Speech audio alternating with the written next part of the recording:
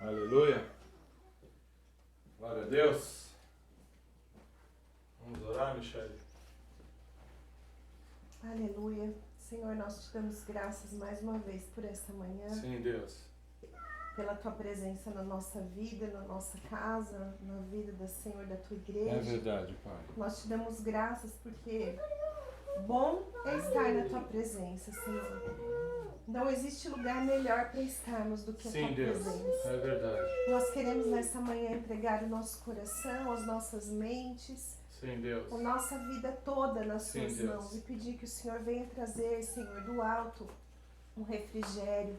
Venha trazer sobre nós a tua esperança, a tua paz, Sim, a Deus. tua graça, Senhor. Temos enfrentado dias maus.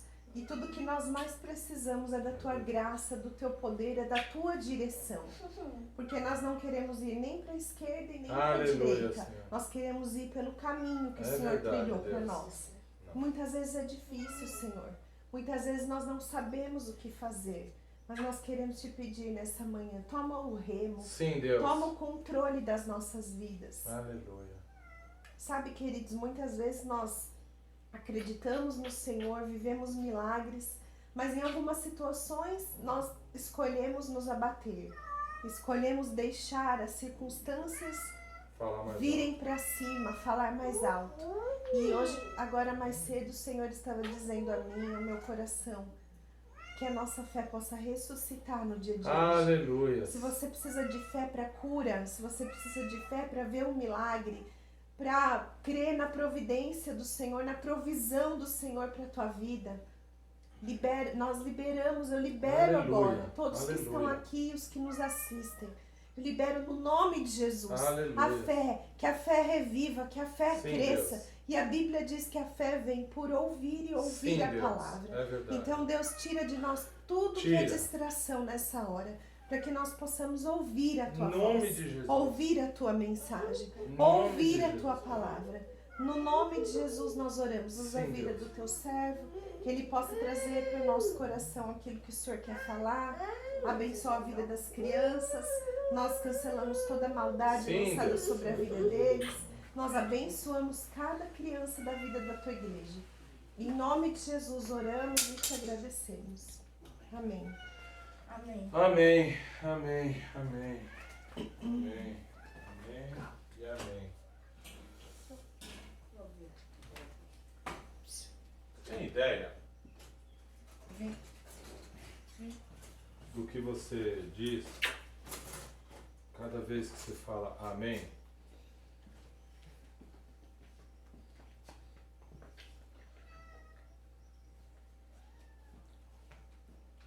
Amém significa Eu concordo. Que assim que seja. assim seja, né? Eu concordo, exatamente. Sabe? Deus, ele habita na concordância. A palavra de Deus, ela fala, onde dois ou mais estiverem em meu nome, ali estarei presente, porque tudo aquilo que concordardes na terra será ligado nos céus, e tudo aquilo que discordares na terra será desligado do céu. Então há um poder muito grande. Muito grande. Otávio, vem pra cá pra ela não querer ir pra aí, por favor. Agora. Pronto, o Tato já vai entrar. Vai, Otávio, logo. Isso. Então, há muito poder nisso. E assim sendo, né? Existe poder na concordância. Se existe poder na concordância, é onde exatamente todo o inferno vai conspirar, ou não é? Por quê? Porque Satanás, ele não quer. Se você for ali fora na minha casa, tem um pé de manga ali, né? Tem uma mangueirinha desse tamanho. Hoje já está mais difícil derrubá-la, mas ela chegou aqui pequenininha.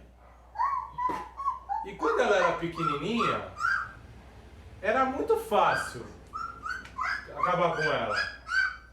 É mais fácil bater em mim ou bater na Olivia? É mais fácil bater na Olivia. Ela é pequena. Se bem que dá mais vontade de bater em mim do que nela, eu sei, mas.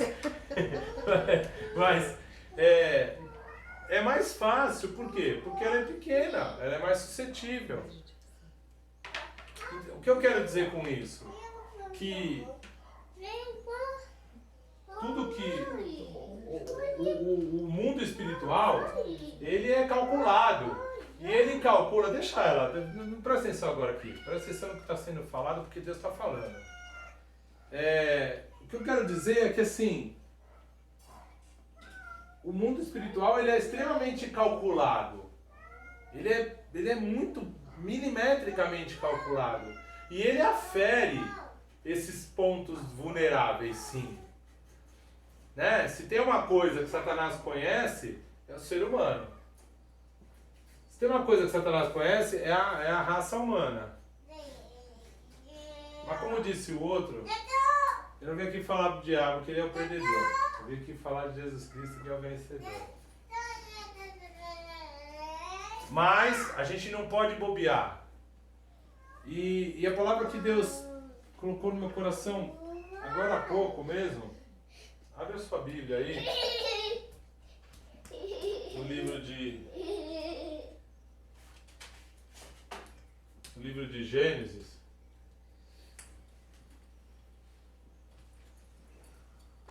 No livro de Gênesis.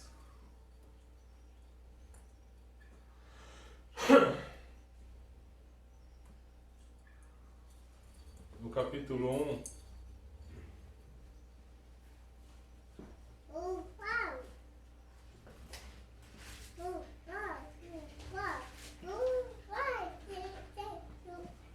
Não vai se perder. Não vai se perder. Gênesis. Gênesis 1.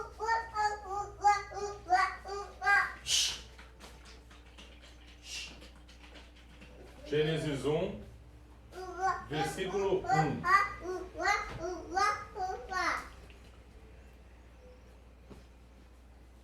O que está escrito aí? Pode ler, Sérgio. No princípio, Deus criou os céus e a terra.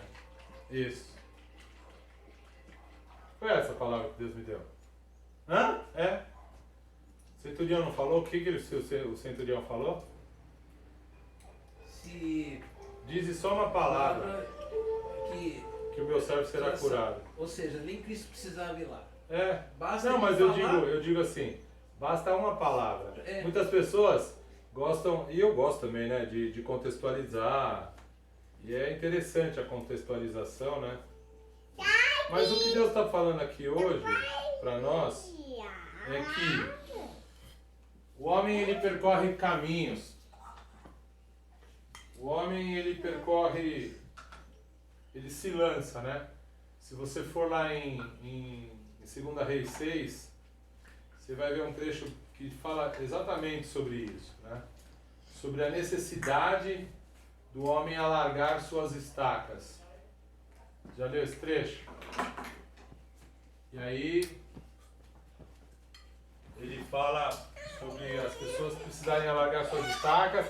Então eles foram lá cortar madeira para alargar as estacas. Então o homem ele tem essa necessidade, né, de ir adiante. Ele não se contentou com a Europa. Ele não se contentou. Ele queria ir pro além-mar, né? E aí ele se lançou. Imagina o que é há 500 anos atrás, 500 e tantos anos atrás, quase 600 anos, vocês colocaram um barco para atravessar o Oceano Atlântico. Cara, isso hoje, vamos e venhamos.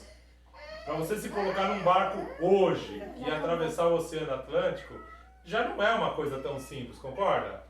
Porque você sabe tudo que pode ser enfrentado aí nessa travessia, em termos de maré e tudo mais. Você vai querer saber, né? Como é que vai estar o mar, como é que vai estar a lua, porque a lua influencia nas marés, né? Então hoje já não é uma situação simples. Mas imagina, né, há 600 anos atrás. que a tecnologia era outra, não tinha GPS, não tinha sonar, não tinha radar, não tinha nada. Não tinha nada. Tinha vontade. Mal tinha logaritmo. Vontade de desbravar. Tinha vontade de desbravar e matemática, né? Os caras calculavam ali e tal, faziam. Eles se guiavam pelas estrelas, mas e durante o dia, quer dizer, era só o nascer do sol e o pôr do sol para saber norte, sul, leste e oeste, e olhe lá, né? Ou seja, o homem tem essa necessidade de desbravar. Está provado. Tanto é que veio aqui para o Brasil, foi lá para as Índias, não parou, nunca mais. E aí a gente chega nesse mundo que a gente está. Do conhecimento desse mundo todo que nós temos. Até o gato quer desbravar, ó, ele quer entrar aqui, ó, não tem jeito. Tá fechado, mas ela quer entrar. Ou seja, o ser humano ele tem esse anseio de ir à frente. Só que, invariavelmente, nesse afã, nesse ímpeto, né, da gente ir adiante, da gente fazer as coisas, acabam acontecendo invariavelmente algumas intercorrências, se tudo não for muito bem calculado, e ainda que seja extremamente calculado, a gente tem que sempre contar com o imprevisto. O imprevisto é algo que é certo, né? Porque se eu chutar uma bola daqui, ela vai bater num lugar ali. Agora vai bater em outro. E agora já vai bater em outro. Sabe por quê? Primeiro porque, ainda que eu tivesse a técnica de chutar exatamente da mesma forma, o vento muda. A rotação da Terra acontece. A rotação da Lua em volta da Terra acontece. Ou seja, estão acontecendo coisas, circunstâncias que são inerentes ao meu cálculo previsto. E pior do que a rotação da Terra, que é calculada, entre aspas, é o vento. O vento não se sabe de onde vem e nem para onde vai. Do nada, muitas vezes, está ali no mar e começa um redemoinho e vira um ciclone. Ou não é? Nada. Você já viu essas cenas assim, né? Que muitas vezes as pessoas conseguem gravar? Do nada, tá ali e começa lógico que tem toda uma condição climática para isso acontecer, mas eu digo do nada, sim. Você não esperava e acontece. Meu pai quase caiu já por causa disso. De avião lá, pilotando? Meu pai quase caiu por causa disso. Então, por quê? Porque acontece. São circunstâncias inesperadas, né? E essa é a maior dificuldade do homem. Por quê? Porque ele tenta projetar, ele tenta dizer, né? Quando estava zarpando o Titanic, o que o cara falou? Que todo mundo sabe que ele falou exatamente isso, né? Não, esse nem Deus afunda, né? Nem Jesus Cristo afunda. Jesus Cristo não afundou o Titanic, mas um iceberg, sim. Que não estava calculado, que não estava na rota, que não tinha sido visualizado, afundou o Titanic. Com todo o seu aparato, com toda a sua fortaleza, com toda a sua medida, com toda a sua luxúria, no sentido de luxo mesmo, né? Com toda a sua pomposidade, afundou. Foi um dos maiores acidentes marítimos até hoje registrado. E aí? O que a gente vai fazer então? A gente vai ficar parado? A gente não vai... Nós não nos lançaremos mais? Nós nos acovardaremos? Então, e cederemos à pressão do inesperado? Muitos sim, né? Muitas pessoas se acovardam. Muitas pessoas falam, não. Sabe aquela história? Time que tá ganhando não se mexe? Não sei até que ponto isso é verdade. Não mexeram no time do Santos, estava ganhando. Aí depois não ganhou mais nada, você viu? Né? O time do Santos teve uma época lá com que era a dupla lá, né? Do Robinho, não, do Neymar com o outro lá, tava cara, arrebentando. Só que um belo dia, descobriram o macete ali, fechou, já era. Anularam de alguma forma ali a ação, já era. Então não dá pra gente viver na mesmice da história de que time que tá ganhando não se mexe.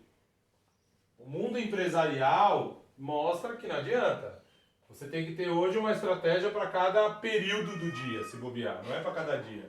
É para cada período do dia. De manhã você tem que fazer uma coisa, à tarde você tem que fazer outra, e à noite tem que fazer outra, e de madrugada tem que fazer outra. Porque tudo funciona também, né, 24 horas hoje, né? Você tem que atender 24 horas. E aí, como é que eu vou fazer isso, então? Aí o que acontece é isso. Muitas vezes as pessoas se acovardam, elas paralisam, porque não, ó, eu não consigo tatear ali, eu não consigo tatear ali, eu não sei o que tem aqui, eu tenho que ir devagar com isso aqui, e aí eu paro aqui, eu paro aqui. E eles chamam muitas vezes isso de prudência, alguns outros chamam isso de covardia, e há um limiar muito tênue entre uma e outra, né? Entre a covardia e a prudência. Mas, então, como que eu vou medir isso? Como que eu vou medir isso? Essa palavra de 2 Reis, se você quiser abrir aí, 2 Reis 6.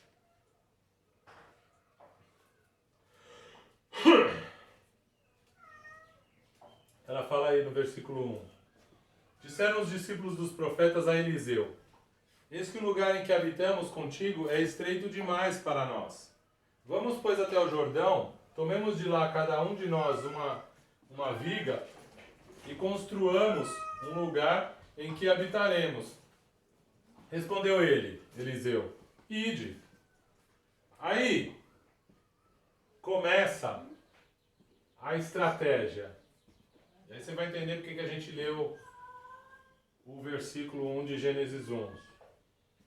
Disse um: serve-te de ires com os teus servos. E ele tornou: ok, eu irei. Qual que é o versículo 1 do Gênesis 1? No princípio era o verbo. No princípio, Deus criou o céu e a terra. O princípio era o verbo João. 1 João. Falei errado. João 3. Mas está intimamente ligado a isso. Intimamente. Então, mas eu quero dizer o seguinte. Qual que é o princípio de Gênesis 1? No início, Deus. A gente tem que entender que por mais que a gente percorra a Terra, por mais que a gente tenha objetivos lançados, por mais que a gente tenha um vento favorável, né? Como é que eles usam a expressão no mar? Um trajeto de como que é?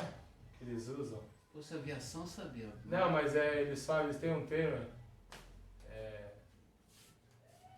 Corrente. Não, é tipo que tá tudo a favor, entendeu? Tem uma corrente favorável. Eles têm um termo lá que eles usam que quer dizer isso, né? Que nem na aviação voo de brigadeiro lá, né? É o céu de brigadeiro. Céu de brigadeiro. Cavoque. Pô, tá céu de brigadeiro. Cavoque, tá um céu maravilhoso, sem nenhuma nuvem. Dá pra ver a quilômetros de distância, né? E aí, isso. Então assim, o que acontece? Por mais que você tenha um céu de brigadeiro, né? Um céu totalmente limpo, por mais que o mar esteja calmo, no princípio, Deus. O homem, e é o que a gente tem visto, né? Não é uma suposição e nem um apontamento, ninguém está apontando para ninguém, mas o homem, ele tende a achar que é provedor de algumas coisas.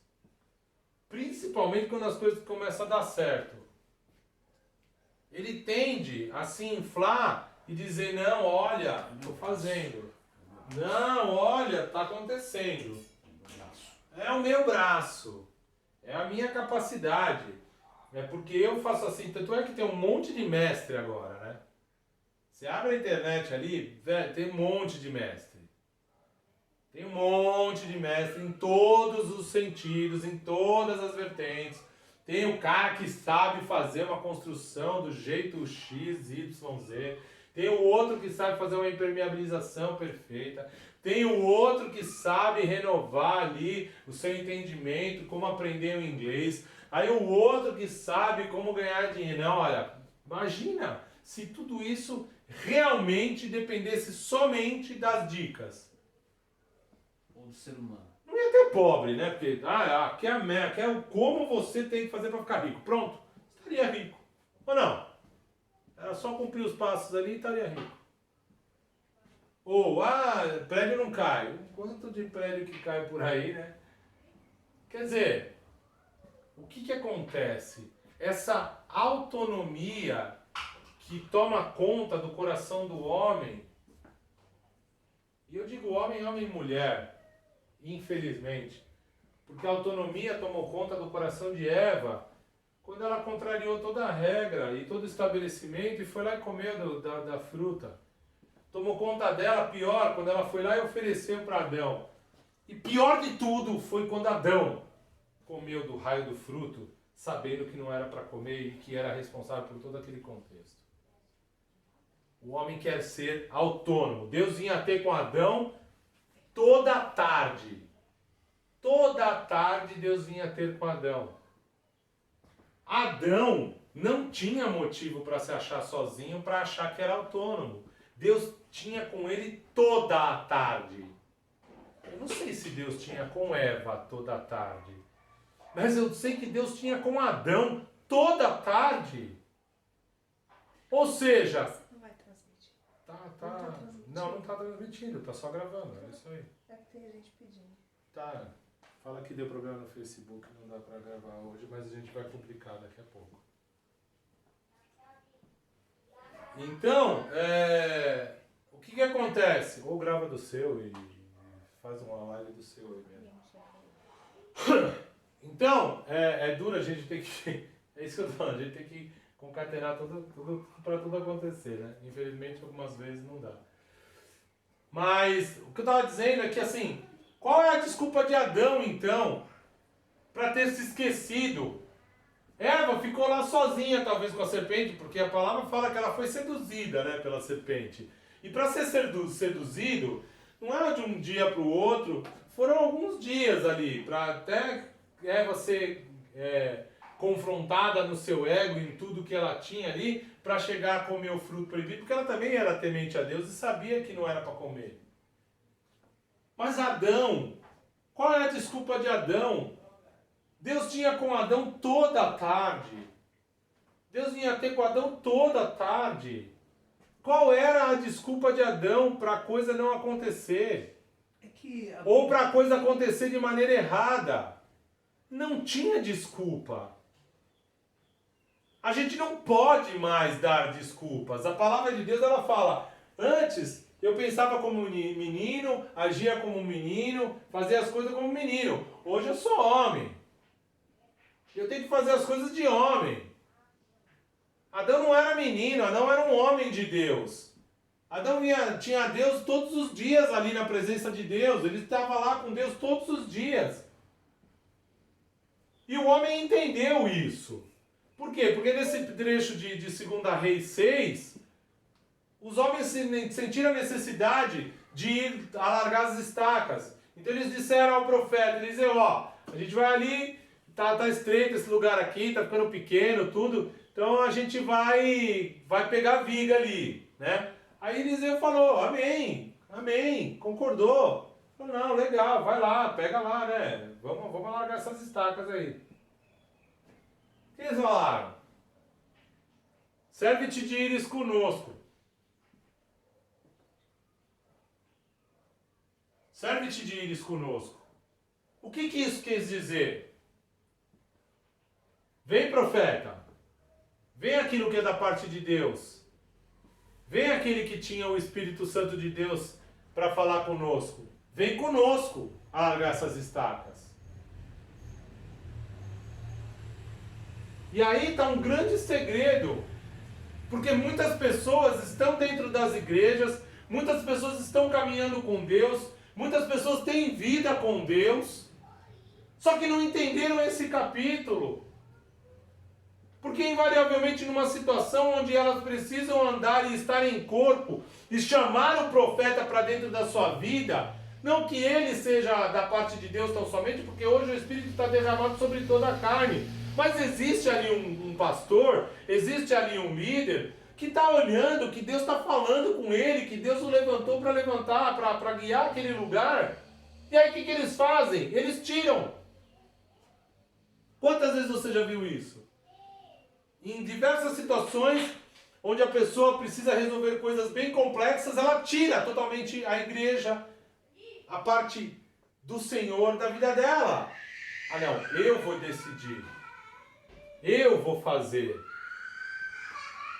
Eu vou acontecer. Contrariando totalmente aquilo que a palavra diz para ser feito. Porque se você não incluir o Senhor na tua vida, se você não incluir aquilo que é a igreja na tua vida, ou pior, se isso for incômodo para você nas suas decisões, como é que vai ser? Qual é a vida que nós temos então com Deus? Qual é a vida então que nós temos com Deus? Qual é a vida que nós queremos verdadeiramente ter com Deus? Porque algo que eu me pergunto, é assim. Muitas pessoas a gente quer passar longe, porque a gente não tem muita intimidade, porque a gente não tem muita, não intimidade só, mas muita afinidade. Então tem pessoas que a gente não quer andar junto, literalmente. E aí o que acontece? A gente acaba se afastando. A gente acaba... Diga, o que foi? A gente acaba se afastando. A gente acaba deixando de lado. Ou dizendo o seguinte, não, essa parte aqui sou eu que vou decidir. Essa parte aqui sou eu que vou falar. Essa parte aqui sou eu que vou fazer. Eu nem vou chamar fulano, ciclano e beltrano, porque esse fulano, ciclano e beltrano, eles vão interferir de alguma forma, vão querer interferir de alguma forma na minha decisão. Ou isso não acontece? Quer dizer, muitas vezes a gente está nessa situação de não querer ser atrapalhado, porque a gente já está com tanta certeza das coisas, de que tudo vai dar certo, de que a gente está tudo calculado. Não, esse plano é infalível. Esse plano aqui, ele é certeiro. Não, aquela pessoa lá eu vou contratar, porque aquela pessoa ali é o bambambam do negócio.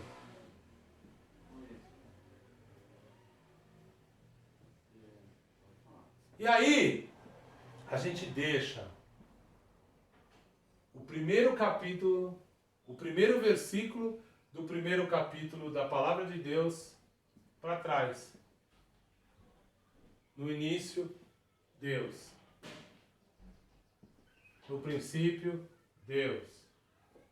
Para começar, Deus.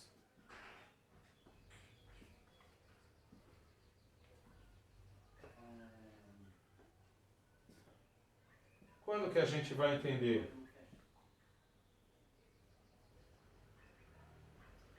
Que apesar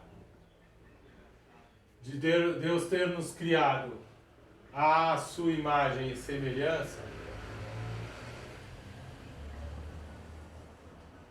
nós não somos deuses. Apesar de Deus ter nos criado com livre-arbítrio e até certo ponto autonomia para sermos responsáveis por tudo aquilo que fizermos, nós sempre seremos providos e nunca seremos provedores autônomos. O homem, ele tem a dádiva em Deus de prover as coisas. Eu tenho a bênção, a benéfice de Deus de prover algumas coisas na minha casa. Mas essa benéfice só acontece porque Ele é o provedor de todas as coisas. Porque eu conscientemente sei que, segundo o que a própria palavra diz, sem Ele eu não posso fazer absolutamente nada. E eu estou falando nada, é assim, ó, isso aqui, ó. Não, isso aqui é muito. Isso aqui, ó, eu não posso fazer sem Ele. Como assim? Não é possível. É exatamente isso que eu estou dizendo. Sem mim, nada podeis fazer. E quando ele diz nada podeis fazer, nada é tudo o que se referirá a mim. Sem o Senhor, eu não posso fazer coisa alguma. Mas apesar de tudo isso, de saber tudo isso, de estar escrito tudo isso, nós invariavelmente queremos caminhar de maneira autônoma. Outro exemplo muito forte dessa tentativa de caminhada autônoma é Sansão. Sansão foi um homem que nasceu na presença de Deus, foi consagrado ao Senhor por voto nazireu e sabia de que assim sendo era consagrado ao Senhor e que tinha que ter uma vida diferente.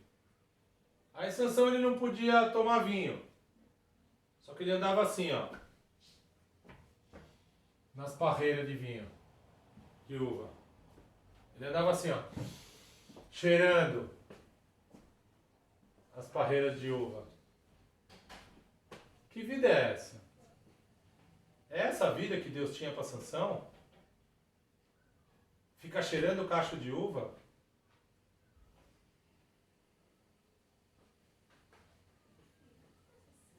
Ele tinha todas as mulheres hebreias ali para optar em ser a sua esposa.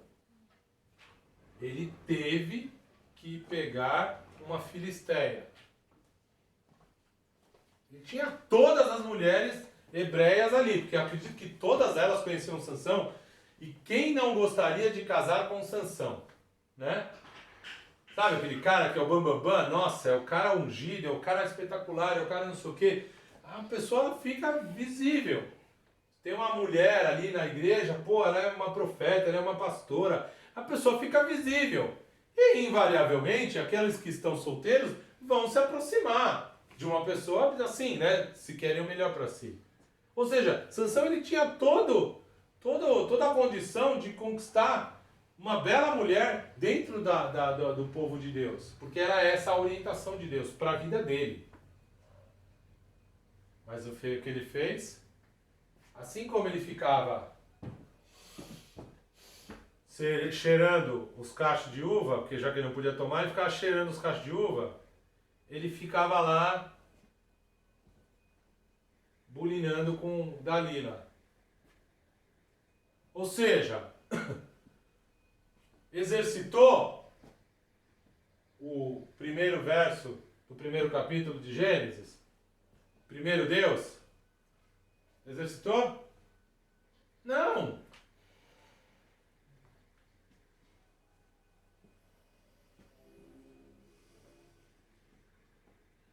O que a gente quer fazer com a nossa vida?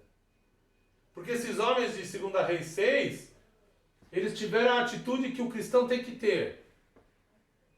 Eles quiseram largar as estacas, ou seja, Deus está dizendo para nós, é lícito nós buscarmos outros horizontes, nós queremos avançar e tudo mais. Só que o que eles fizeram? Porque o profeta falou, beleza, vai. Porque o profeta que for profeta, ele nunca vai te segurar em lugar nenhum. Ele vai dizer, amém, vai lá.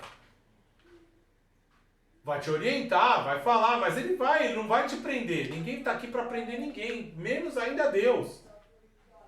Mas coube a estes homens terem juízo suficiente e entenderem que a presença do profeta é que os trouxe a esse espírito até de avanço. Então eles chamaram o profeta para essa empreitada. E aí, o que acontece lá? E foi com eles.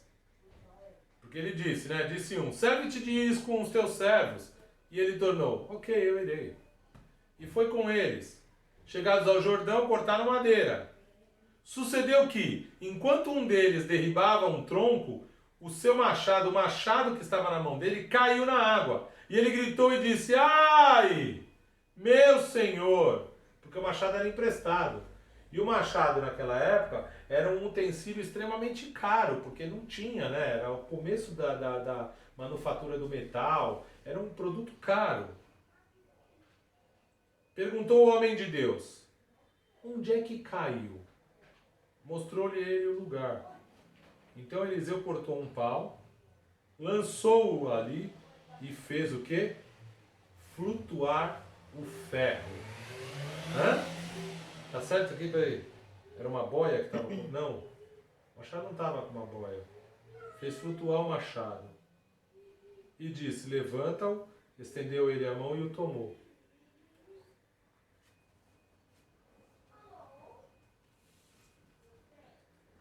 Sansão optou em andar a parte de Deus. Em andar, porque ele era o cara, ele era forte, ele era bonito, ele era nazireu, ele é ungido, ele é... Então foi lá, pegou a Dalila que ele quis, contou para ela tudo que não devia e perdeu toda a sua força no Senhor. Porque quando você se afasta do Senhor para conquistar as coisas do mundo, fatalmente a sua força enfraquece. É o processo inverso do homem, do super-homem. O super-homem, quando chega perto da essência dele, que é a kryptonita, ele enfraquece, né? O homem de Deus, não. Quando o homem de Deus chega perto da kryptonita, que é a parte da origem dele, com Deus, ele se fortalece. Quando ele se afasta disso, ele se enfraquece. E foi o que aconteceu com Sansão. Ele quis se lançar, como esses homens aí de Segunda Reis, ele quis lançar, ele quis lá, né, largar as estacas, entendeu? Só que ele não chamou Deus para essa empreitada. Ele falou, não, eu sou o cara, eu vou fazer. E é isso que invariavelmente o homem faz, ele calcula, ele faz, ele não, vai dar certo, não, o Titanic, aí o Titanic afunda. Aí Sansão perde toda a força. Ah, mas depois ele não matou? Matou na morte. Matou. Precisou morrer, porque ele estava lá no meio de duas pilastras, foi cego para essas duas pilastras, onde Dalila o deixou. Ele foi lá e derrubou as pilastras e matou naquele dia mais gente que em toda a sua vida. Só que e daí? Era isso que Deus tinha para Sansão? Morrer fazendo a obra? Ai, que atitude heróica de Sansão. Era o mínimo que ele podia fazer. Era o mínimo que ele podia fazer depois de ter tirado Deus do contexto da vida dele, Deus que o trouxe até ali. Diferente desses homens, eles entenderam que eles tinham ímpeto, que eles conseguiriam cortar madeira. Pô, fala aí, né? Negócio super simples. Vai lá, vai cortar madeira, vai trazer uma viga boa, né? Não é simples. Né? Os caras deviam estar acostumados com isso. Só que eles entenderam que até para isso eles precisam chamar a presença de Deus. Chamaram a presença de Deus, levaram o profeta. Porque aí aconteceu algo, apareceu o iceberg do Titanic ali, caiu o machado na água. E fatalmente, se o profeta não estivesse ali, o machado teria se perdido. E a obra teria parado. E quantas vezes você vê obra na vida das pessoas paralisada? Por quê? Porque deixa de andar com Deus para andar segundo o seu sonho. Ah, mas não foi o sonho de Deus na minha vida? Foi, mas foi o sonho de Deus na sua vida, então você tem que carregar Deus para onde esse sonho te levar. E se Deus não couber na tua mala, nesse sonho, nesse lugar para onde você vai, deixa de ir, porque não é lá que você tem que estar, porque primeiro, Deus. Amém. Glória a Deus. tanta gente se perde. Tantas pessoas acabam se perdendo. Por quê? Porque buscam os seus próprios interesses, mas da pior forma, não incluindo Deus.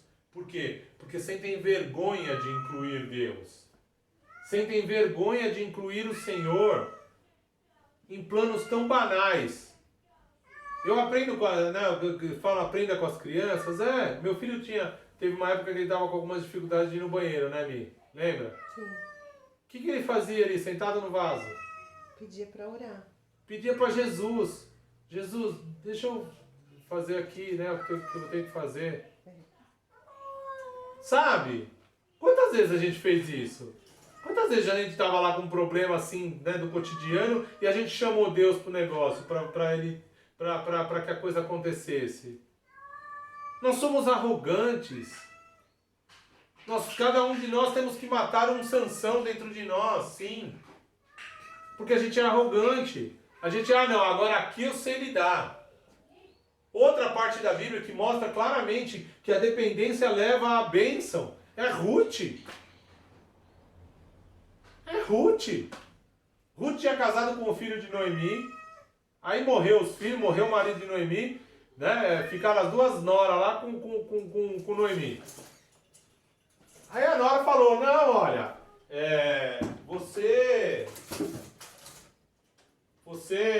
vão para suas casas, minhas filhas, porque eu não tenho mais filho para dar para vocês. Ainda que eles nascessem hoje, vocês não teriam tempo de deixá-los crescer para tomá-los como marido. Ou seja, não tem mais nada para te oferecer. Vão embora aí que é melhor, porque eu tô amarga. Aí, Orfa falou o quê? Isso aí, Noemi, valeu, liberou nós aí pra curtir a vida, né? Vamos pro abraço lá, vamos pro baile funk hoje. Você ouviu falar de Orfa depois disso? E Ruth? Ruth virou pra Noemi e falou, pera lá. No princípio, Deus. Ou seja, eu sei quem me abençoou. Eu sou moabita. E não era nem para eu estar aqui, porque moabita era povo odiado pelo povo de Deus, mas Noemi, foi você que me trouxe a bênção. Então onde você for, eu vou. Onde você deitar a cabeça, eu deitarei. Daqui para frente o teu povo é meu povo e o teu Deus é meu Deus. Ela ia para a terra do povo de Deus, que odiavam os moabitas. Mas ela entendeu de onde vinha o negócio. Ou seja, qualquer um de nós tem acesso à vida eterna pelo sangue de Cristo. Mas se nós o reconhecermos como caminho, verdade e vida. Se colocarmos Deus no princípio.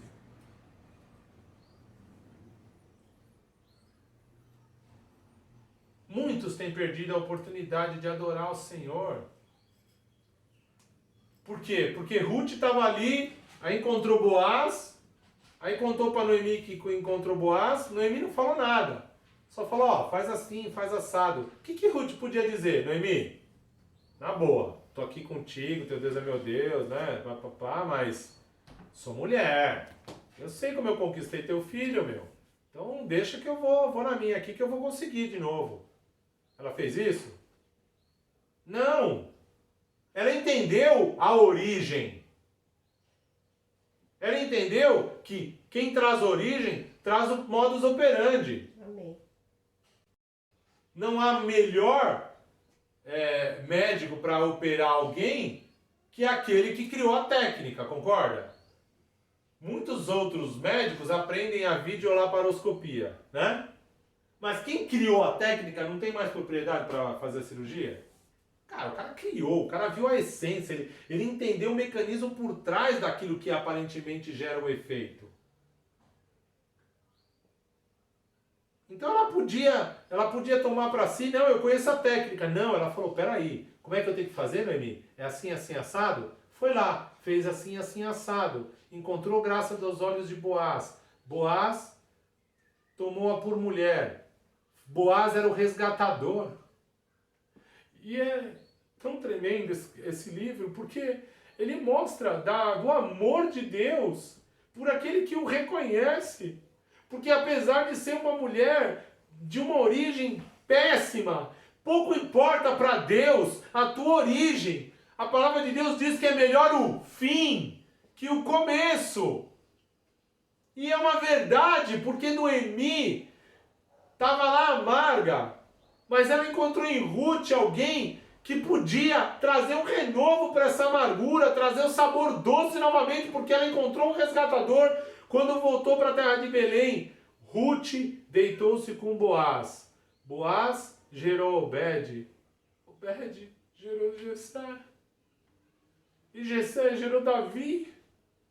E Ruth, por conta de uma humildade, de uma atitude de humildade no melhor sentido, não do jeito podre que muitas vezes as pessoas querem colocar humildade hoje em dia, mas humildade no sentido de reconhecer, olha, é dali. Ruth virou vó do rei Davi. Ruth entrou para a árvore genealógica de Jesus Cristo. Porque Jesus é da raiz de Davi. Você tem ideia do que é isso? Nós fomos enxertados na videira verdadeira, nós íamos para o inferno. Nós não éramos povo, como diz em 1 Pedro 2,9. Antes vós não erais povo, mas agora sois povo. Antes não tinhais alcançado misericórdia, mas agora alcançaste misericórdia. Ou seja, vós sois raça eleita, sacerdócio real, nação santa, povo de propriedade exclusiva do Senhor, a fim de proclamar as virtudes daquele que te tirou das trevas e trouxe para a luz. Ou seja, Ele nos tirou das trevas, e como nós queremos andar sozinhos na luz? Se foi Ele que nos tirou das trevas, como nós queremos andar sem aquele que nos tirou das trevas? Porque simplesmente eu estou na luz. Não tem como.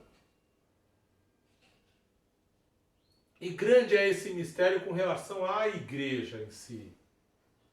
Porque a igreja, em alguns momentos da nossa vida, parece que quer atrapalhar, parece que quer encher, parece que quer perturbar, parece que quer questionar os nossos planos. Mas é esse o papel mesmo da igreja. É trazer todas as possibilidades e trazer Deus para dentro do negócio para que nós tenhamos coração de ouvir o Senhor. Então, nessa manhã eu quero cear. Eu quero cear.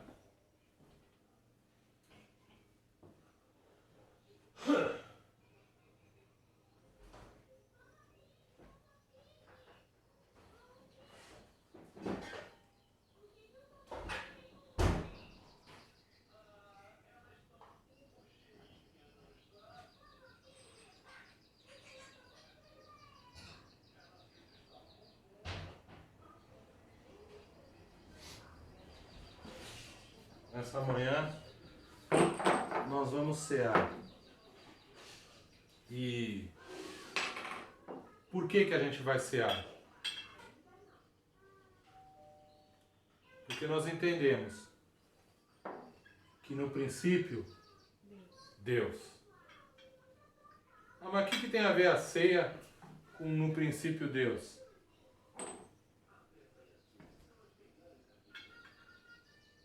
Lá em João 3,16 e João 3,16 não.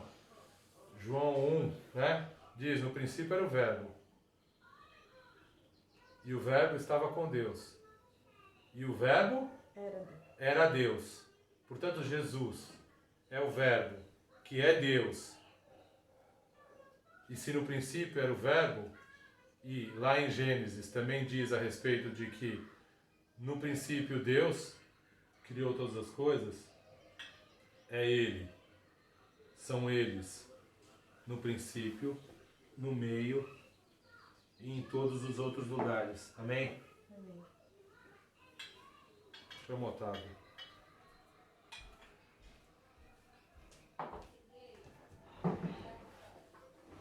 E é isso que a gente vai fazer. Por quê? Porque aquele que disse que no princípio era o verbo, que era o verbo que estava com Deus, disse para que nós fizéssemos isso em sua memória, até que ele retorne. E nós faremos isso em memória daquele que está e sempre estará no princípio de todas as coisas, no princípio das nossas ações, no princípio das nossas crenças, no princípio das nossas necessidades. Aí, ó, ela quer cear. Quer cear? Você quer, né? No princípio, Deus. Eu não sei o que você está fazendo aí na sua casa, vamos ficar de pé. Mas tome o seu cálice. Consagra o cálice para nós, César, por favor. E o vinho, o cálice e o pão. Consagrar? É. Olivia, vem. Vem, filho. Orar? É. Vem, amor, vem. Senhor, que este pão, esse trigo e esta uva desse suco, que não só nos alimente fisicamente, mas que nos alimente espiritualmente, Senhor. Aleluia. Que nos lembremos que da última ceia que Cristo se deu como Cordeiro perfeito, sem pecado, Aleluia. Amém. porque nós não somos dignos, né, de salvação. É verdade. Romanos 3 fala que nós não somos dignos de salvação, mas Cristo, sem pecado, sem mácula, né, se submeteu ao sofrimento, à humilhação física, humilhação psicológica, foi pregado numa cruz inocentemente para que nós fôssemos perdoados. Aleluia. Aleluia. Então, esta ceia, nos lembremos disso, Sim, Deus. que Ele, por nós, que nós sem merecermos, Ele nos salvou. Aleluia. Amém. Amém. Até que ele volte, né? Porque Até é isso que que ele ele volte. falou. Então, Maranata. Ora, vem, Senhor Jesus. Aleluia. Amém? Amém. Amém. Tome seu cálice, tome seu pão. Coma. Festeje. Porque, apesar de ter, naquele momento, sido muito difícil para Jesus cear com os seus discípulos por ser a última ceia, ele falou: fazer isso em memória de mim, mas até que eu volte. E nós fazemos isso, Jesus, em memória de Ti, Aleluia. para que o Senhor volte. Se for hoje, eis-nos aqui, Senhor, Amém. em nome de Jesus.